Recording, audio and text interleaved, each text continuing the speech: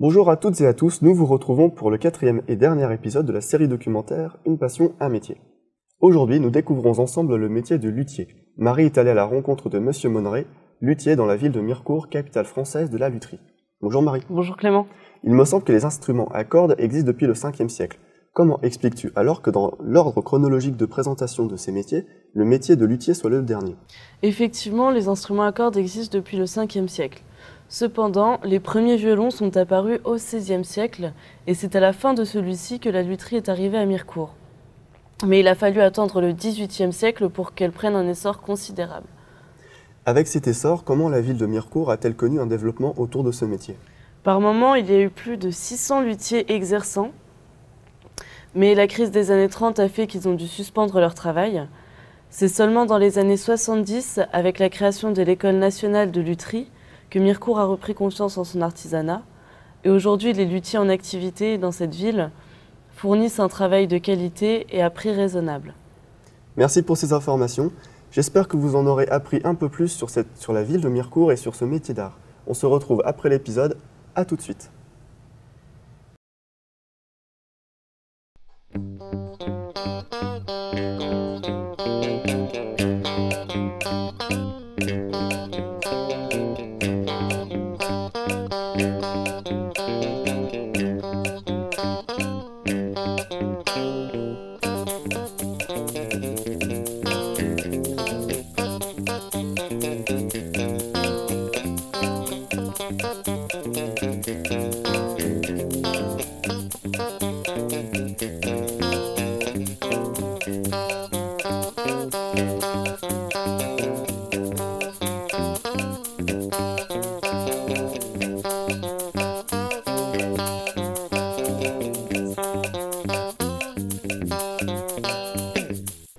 Nous nous retrouvons à Mirecourt, capitale française de la lutherie, afin de rencontrer Philippe Monneret, luthier.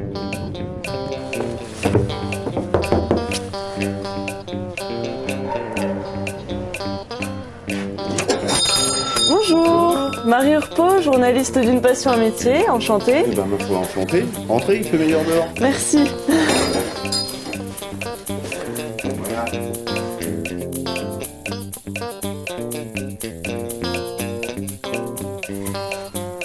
Voilà, là je vais faire des manches pour ces 3 instruments qui sont en route, qui sont déjà bien avancés.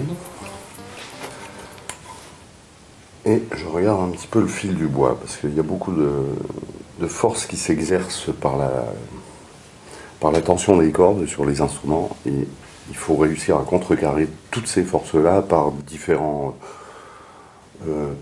moyens. Quand c'est par exemple sur la table d'harmonie ou quand c'est pour le manche, il ne faut pas mettre le fil du bois un petit peu n'importe comment, quoi.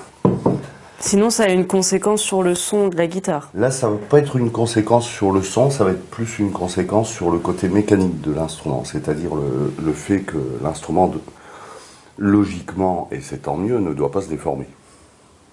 D'accord. À la longue. Donc, il faut garder toute sa rigidité au bois en l'utilisant de façon judicieuse et en mettant le fil dans le bon sens, on va dire. Donc là, je vais m'en tracer quelques-uns, puisque j'en ai plusieurs à faire. Donc après, ça dépend aussi un petit peu des bois qu'on utilise, parce qu'on n'utilise pas que de l'érable non plus. On utilise aussi du palissandre, ça c'est un bois qui vient des régions tropicales, soit Brésil ou des Indes, des bois qui sont très très denses et qui, point de vue son, sont pas du tout inintéressants. Donc là, ça a un impact sur le son, donc. Ça peut en avoir un. Il est quand même relativement minime, parce que faut quand même pas oublier que c'est le luthier qui fait l'instrument et c'est Oui. le luthier qui fait le son. Le bois, il a une incidence au niveau que de l'instrument d'à peu près, je vais dire une dizaine de pourcents, pas plus. D'accord. C'est à nous de gérer les bois pour arriver à un résultat probant. Donc c'est pas le bois, c'est vous qui Voilà. donnez la sonorité. Après, il y a une question d'apparence. Ça peut changer un petit peu sur le palissandre. Il peut donner un instrument, par exemple, qui va être que je déterminerai piquant, c'est-à-dire quelque chose d'un tout petit peu strident, un peu plus que les rames. Mais après, ça va pas jouer sur la puissance, ça va pas jouer sur d'autres caractères. On utilise aussi du noyer. Ça, c'est des bois qu'on trouve ici, hein, qu'on trouve en France. là on le voit bien, il est pas mal. De l'ébène, voilà, de l'acajou aussi dont je parlais tout à l'heure pour les manches. Parce que ça c'est un bois qui a un fil très très contrarié, donc qui est très très intéressant pour le manche. Voilà, donc là ils sont en train de sécher, voilà. Et ils sont à peu près secs, hein. J'ai un gros stock de bois derrière, hein, qui sèche à l'air libre, bien évidemment. On le laisse à peu près une vingtaine d'années, après je le mets ici, je l'ébite, et puis petit à petit il va rentrer dans l'atelier. D'accord.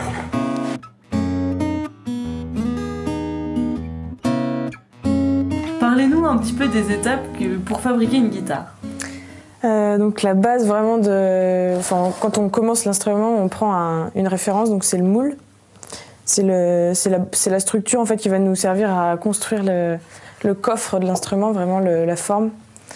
Donc après, autour de ce moule, on vient cintrer des éclisses à chaud avec une résistance un peu. En fait, on mouille des lamelles de bois et on vient les cintrer, leur donner la forme extérieure du moule en fait. En s'appuyant là-dessus. Donc après, on les met en forme vraiment. Tout autour, on vient les coller sur cette structure, sur 2 parties en bois là qu'on vient juste mettre là. Et donc une fois que la partie extérieure est formée, en fait, on peut enlever le moule intérieur pour après coller soit le fond qui peut être qui est souvent du même bois que les éclisses. Donc les éclisses, c'est le contour de l'instrument. Donc il y a le fond et la table qui est généralement en épicéa. Donc voilà, une fois qu'on a le coffre, donc c'est à peu près sous cette forme-là. Là, il est un peu plus fini parce qu'il y a déjà la rosace donc, qui a été incrustée et taillée. Et les bordures qui sont incrustées pour la décoration. Donc il y a 2-3 éléments de décoration. Voilà, une fois qu'on a le coffre... Ah oui, il y a une étape aussi importante, c'est que sur le fond et sur la table, donc vraiment à l'intérieur, il y a toute une charpente en fait. C'est les barres d'harmonie. Et ça, c'est un élément hyper important dans la lutherie en fait. C'est là-dessus qu'on travaille surtout. C'est un élément qui va vraiment jouer dans la sonorité. Et donc c'est toute une architecture et qui est en fonction de l'instrument, du son qu'on a envie d'avoir. Donc ce sont des petites... C'est comme des poutres en fait qui viennent se coller sur le fond et sur la table. Et donc selon la forme qu'on a établie après des réflexions et l'expérience aussi. Donc voilà, c'est un peu le barrage, c'est un peu propre à chaque luthier, et à chaque technique, à chaque instrument qu'on a envie de faire. Après, alors il y a une étape aussi, c'est le manche. Donc le manche, on le prend souvent soit d'un bois qui est assez résistant et qui a des propriétés mécaniques assez résistantes, parce qu'il y a une force de traction qui s'exerce dessus. Et donc là, c'est en érable ondé, donc c'est un bois qui est souvent utilisé en lutherie. Et donc sur ce manche, on peut faire de la décoration, là comme ici, il y a tout un travail d'incrustation, un plaquage. Donc ça c'est un peu des détails, hein, c'est vraiment en fonction du musicien aussi, de ce qu'il nous demande et de notre démarche aussi un peu esthétique, ce qu'on a envie de faire sur l'instrument. Mais ça dépend du luthier après. Ouais, ça dépend du luthier, ça dépend du style d'instrument qu'on fait. Voilà, donc, ici dans cet atelier, souvent on est assez... Enfin ça dépend des instruments qu'on fait, mais souvent on part sur le dessin, en fait on travaille beaucoup à partir du dessin. Et on essaye de faire quelque chose d'assez personnel, en fait, un peu des formes qui nous touchent ou vraiment qui nous correspondent aussi pour avoir une sorte de cohérence aussi dans notre travail. Donc sur chaque instrument qu'on fait, on essaye de mettre notre identité et notre perception un peu de la lutherie et de l'esthétique aussi même. Avoir une ligne un peu directrice dans chaque instrument qu'on réalise. Et donc voilà, sur ce manche, il va y avoir une touche en ébène. En général, c'est l'ébène parce que c'est un bois très dense. C'est un bois exotique. C'est un des bois les plus denses qui existent en fait, et les plus lourds, parce que c'est très résistant. Et sur la touche, on incruste des frettes. Donc les frettes, c'est des petits bouts de métal en fait qui viennent se mettre à des distances assez particulières pour la sonorité, pour la justesse en fait de l'instrument. Ah oui, c'est les petits compartiments après qu'on voit sur... Ouais, voilà, ça fait des cases en fait, de plus en plus fines. Voilà. Et donc après, une fois que le manche est monté, on vient l'incruster dans le coffre de l'instrument. Et après, il y a toute l'étape vernissage, enfin finition déjà, ça c'est vraiment hyper important. On essaye, dans un atelier de lutherie, on essaye vraiment d'avoir des finitions parfaites, d'arriver à quelque chose de vraiment de parfait. Puis il y a le vernis.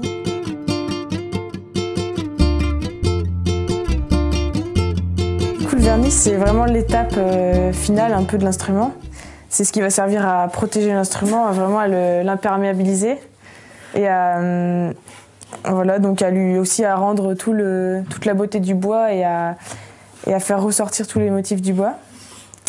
Et aussi, ça évite l'attaque, l'usure de l'instrument par la transpiration du musicien ou les chocs ou même juste les conditions météorologiques. Donc voilà, quand l'instrument est fini sur des bois blancs comme ça, on voit vraiment on peut teinter l'instrument par exemple si on souhaite avec différentes teintes. Donc c'est des teintes à l'eau en principe que j'utilise. Donc ça nécessite parfois des bouche-porages. Donc c'est-à-dire on bouche tous les pores du bois, c'est des petits trous. Et après on peut passer la teinte à l'eau. Donc on peut avoir différentes teintes, du marron un peu brun jusqu'à l'orangé et au jaune, au doré un peu. Et donc après les vernis qu'on utilise en guitare, souvent c'est des vernis synthétiques, donc c'est polyuréthane ou cellulosique. C'est des résines synthétiques.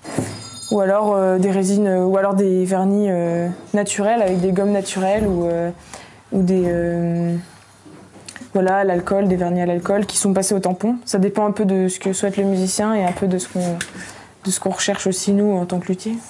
D'accord. Et il y a des vernis qui sont plus adaptés à certains bois que d'autres ? Non, en général, c'est je sais pas, ça dépend un peu de son approche aussi du métier. Et puis, non, en général, des vernis, même les vernis synthétiques, c'est vraiment c'est efficace, quoi. C'est vraiment efficace.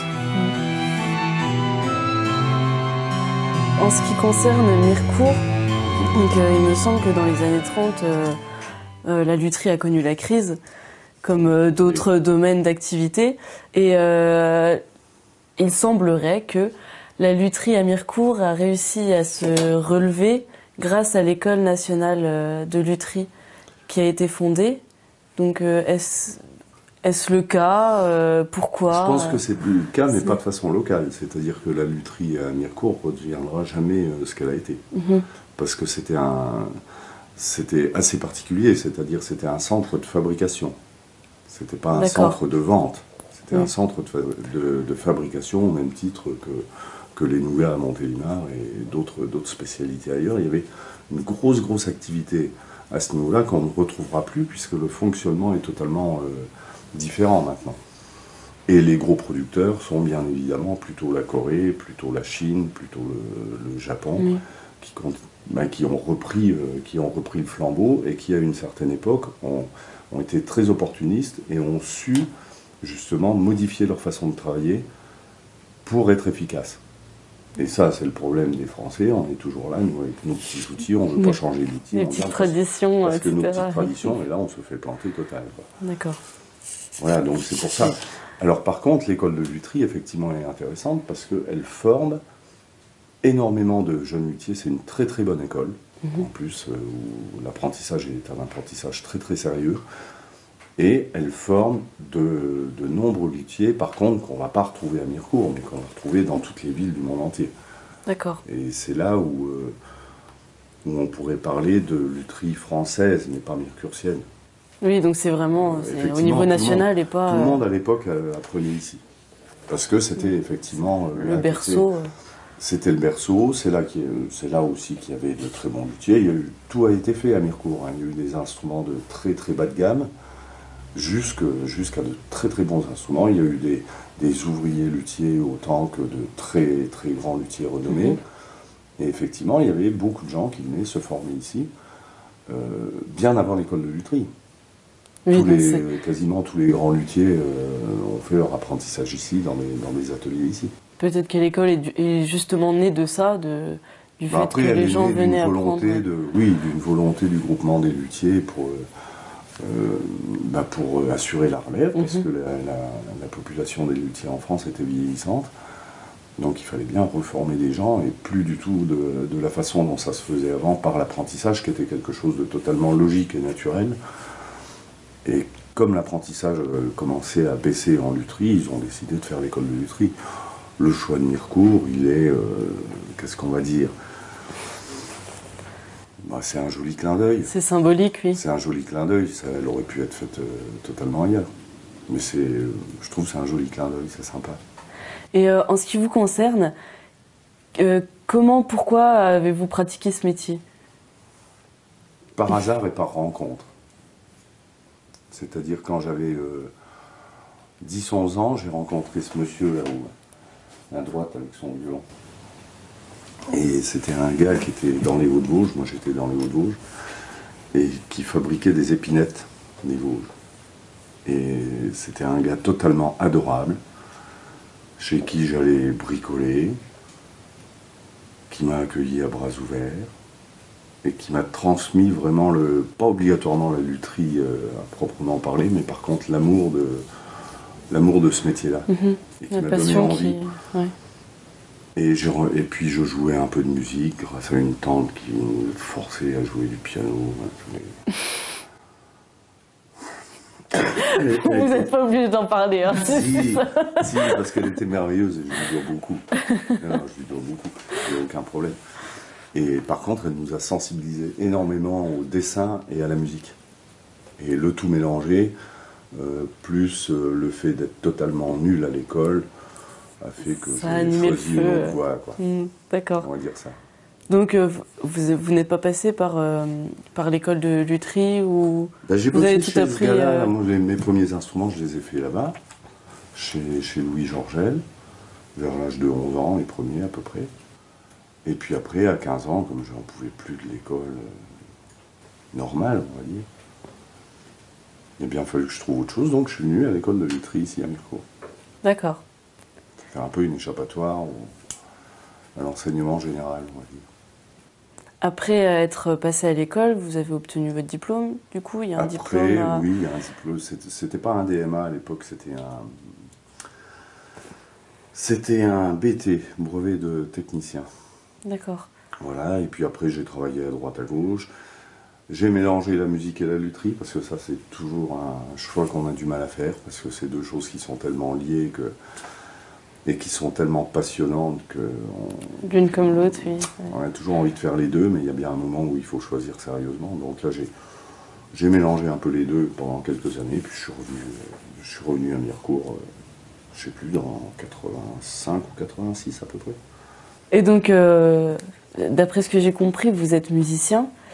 Et est-ce qu'il faut toujours, pour être luthier, est-ce qu'il faut être musicien? Est-ce qu'il faut toujours que ça soit lié ou on peut être luthier sans forcément être un musicien à Ça côté? me paraît presque indispensable. C'est-à-dire qu'il y a eu beaucoup de luthiers qui n'étaient pas musiciens, qui étaient sans que ça soit péjoratif, des tâcherons. Et c'est pas péjoratif du tout quand je dis ça. Mais on leur donnait par exemple un cahier des charges précises. Ils le faisaient très bien, ils l'appliquaient. Mais à mon avis, ça manquait un petit peu d'innovation, comme ce qu'on disait tout à l'heure, c'est-à-dire écouter un instrument, écouter un bois. Pour ça, il faut avoir l'oreille aiguisée. Donc à mon avis, on ne peut avancer dans la qualité acoustique de nos instruments que si on est quand même un petit peu musicien, ou si du moins on a cette sensibilité-là. Après, une chose qui est quand même relativement importante, c'est le rapport avec la clientèle. C'est-à-dire qu'un musicien, il sait exactement ce qu'il veut, il n'arrivera jamais à le dire. Oui, donc il faut deviner pour lui. Il n'arrivera jamais à l'expliquer. Et par contre, il sait exactement ce qu'il veut. Mais il n'arrivera jamais à l'expliquer. Donc, nous, si on n'a pas cette sensibilité musicale, on ne va pas réussir à cerner le fondement de sa demande. Donc il faut savoir interpréter ce qui... Soit interpréter ce qu'il dit, et nous, par expérience, on va être plus à même de comprendre ce qu'il veut nous expliquer, soit tout simplement l'écouter. Écouter son jeu et se dire « Ah tiens, d'accord, ça y est, je vois ce que c'est ». En le faisant passer d'un instrument à l'autre. Moi, quand je prends des commandes, je travaille essentiellement sur commande. Je fais que de la fabrication, un tout petit peu de réparation, mais je ne fais pas de vente d'autres instruments. J'y tiens d'ailleurs. Et donc, travaillant sur commande, quand j'ai des gens qui me commandent un instrument, c'est parfois une journée complète de concertation. Ah oui. C'est-à-dire quelqu'un qui vient ici, c'est souvent une demi-journée, ça c'est sûr, une demi-journée complète. Et sinon, ça peut être une journée complète où la personne est là, elle joue. On ne discute pas trop. Après, on va effectivement discuter du côté esthétique de la chose, c'est-à-dire la timbre d'un instrument, peut-être quelques problèmes pratiques, c'est-à-dire des hauteurs de cordes, des questions de réglage, mais le fondement même de sa demande est basé sur le son de l'instrument. Et là, c'est à moi de comprendre exactement ce qu'il veut. Et des fois, ça prend un peu de temps. D'accord, donc c'est à chaque fois un échange particulier, un échange différent avec chaque client. Et c'est riche. C'est aussi un côté très, très, très, très intéressant de la lutherie, parce que déjà, on a la même sensibilité que les musiciens, bien évidemment. On travaille pour la même chose, et puis on cherche on cherche un peu le même but. Donc c'est déjà un terrain de rencontre. Et en plus de ça, si on arrive à satisfaire la personne, il est rare qu'on ne se fasse pas d'amis avec les musiciens quand même. Après, ça c'est merveilleux. Oui, c'est vraiment... C'est merveilleux, c'est pas comme je vous achète ça, vous repartez, c'est bon quoi. Ça arrive, mais... D'accord. Et en général, il y a une relation qui s'instaure, et une belle relation, c'est bien. Et quels sont les avantages et les inconvénients du coup de ce métier? Donc les avantages, sûrement les rencontres. Voilà, les avantages, c'est de vivre une belle vie. Quand on ne fait que de la fabrication, on galère totale financièrement parlant. Surtout quand on est sans arrêt dans la recherche. C'est-à-dire pour peu qu'on ait l'esprit un petit peu ouvert à de nouvelles choses, on essaye de faire évoluer nos instruments, soit dans la forme, soit peut-être dans le côté décoratif, soit peut-être des recherches sonores où ça nous prend énormément de temps. Donc pécuniairement, c'est pas ce qu'il y a de mieux. Mais par contre, le gros avantage, c'est c'est un métier de passion. Vous alliez ce que vous aimez, ce que vous faites tous les jours? Ben voilà, on ne vient jamais à l'atelier reculant. Au contraire, on y court des fois parce que justement, il faut que je fasse ça, il faut que je le fasse. Quoi. Donc c'est, en fait, votre métier, c'est votre vie, quoi. Oui, je fais d'autres trucs à côté quand même. Encore heureux. Bon. Non, mais bien sûr, c'est partie intégrante. Dans le bon sens du terme. Merci beaucoup, en tout cas, de nous avoir accueillis, d'avoir pris du temps pour nous. Et j'espère que ça durera encore longtemps. Oui, on a encore plein de choses à faire. Tant mieux alors. Nous nous retrouvons tout de suite en plateau avec Clément. J'espère que la rencontre avec M. Monneret et Mylène vous a plu et vous en avez appris un peu plus sur ce métier peu connu. Marie, comment as-tu perçu ce métier si important pour cette ville? En écoutant ces deux luthiers, j'ai perçu ce métier comme artistique et plein de délicatesse, car il est pratiqué par amour de la musique, mais aussi par amour du travail du bois. Penses-tu que ce métier va perdurer au fur et à mesure des années? Comme les 3 métiers que nous avons présentés avant, je pense que oui, car les machines industrielles ne peuvent pas remplacer le travail de qualité d'un luthier. De plus, en ayant visité les locaux de l'École nationale de lutherie, j'ai rencontré beaucoup de personnes passionnées et je pense qu'il y en aura toujours tant que des musiciens chercheront à avoir l'instrument parfait. Merci Marie de nous avoir fait partager ces métiers. Merci à vous de nous avoir suivis car c'était le dernier épisode de la série documentaire Une passion, un métier. Au nom de toute l'équipe, nous tenons à remercier les artisans, Monsieur Zordan, maréchal ferrant, Monsieur et Madame Henri, vitrailliste, Monsieur Georgel et Françoise pour l'imagerie d'Épinal et Monsieur Monneret et Mylène, luthier. De plus, nous tenons à remercier l'École nationale de lutherie pour nous avoir accueillis et nous avoir fait visiter les locaux. Enfin, merci à tous nos partenaires de nous avoir soutenus et suivis tout au long de notre projet. Merci à vous. Au revoir.